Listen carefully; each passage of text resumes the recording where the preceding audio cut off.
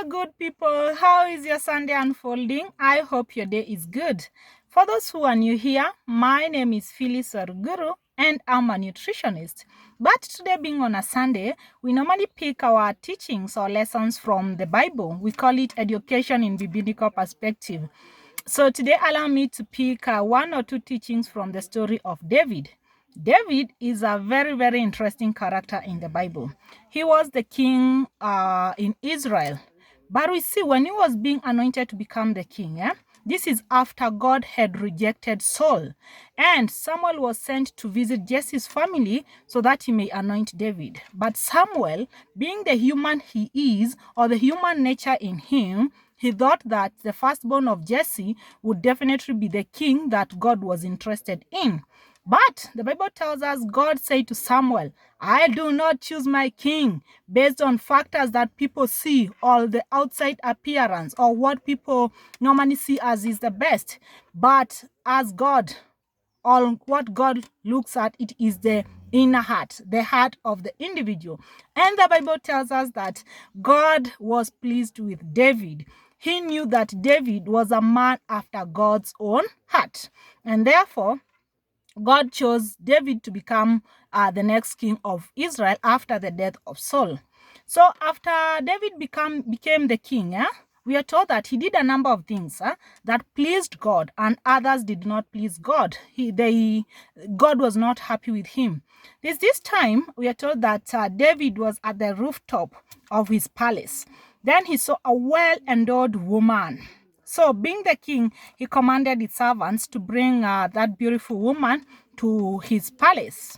Then the human nature in David, or the selfishness or the greed that David had, decided to sleep with this woman. This woman's name was Bathsheba. And mind you, David had other 7 wives, but he chose to sleep with this woman. The Bible tells us that this woman was a wife to one of David's soldiers known as Uriah. And in the process of sleeping with him, the woman, or rather Bathsheba, became pregnant. So became pregnant, and they had a son. But what the Bible tells us is that after David realized that his sin would not be easily concealed, he decided to have Uriah killed. You can imagine, he decided to kill his servant so that he can take his wife. A servant, mtu wako wa kazi. What else does he have? What else, surely? How do you take the only thing that makes him happy after going out in the battlefield? Then you just take his wife. But anyway, the Bible tells us that after David bore that son, or after the wife got the son died. God was needy, was not happy with David at all. The other punishment that God gave, or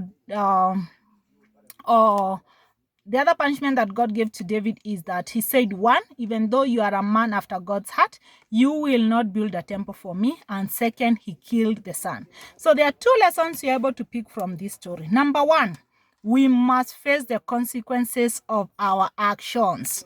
Whether they are good or bad, be sure, malipo ni hapa hapa duniani. God does not love people who shed blood. We are told that David had shed lots of blood from his soldiers and prisoners. This displeased God. And therefore, we must be ready. The kind of actions we are doing today, we must be ready to face the consequences. The other teaching that you're able to pick from this story is that once God's favor is upon you, my friend, nothing can come between you and God. God is so faithful. Once God looks you with that eye of mercy, the blessings that he has bestowed upon you, no one can pick them from you. So feel encouraged this Sunday. Let us continue praying for God's favor. Let us continue being faithful, and always let us learn to repent so that God can have mercy on us and his favor can always be upon us. I hope you have been blessed. Let us meet tomorrow. We continue with our nutrition classes. Kwaheri. And for those of us who have not yet subscribed, please show some love. Hit that subscription button. Bye-bye.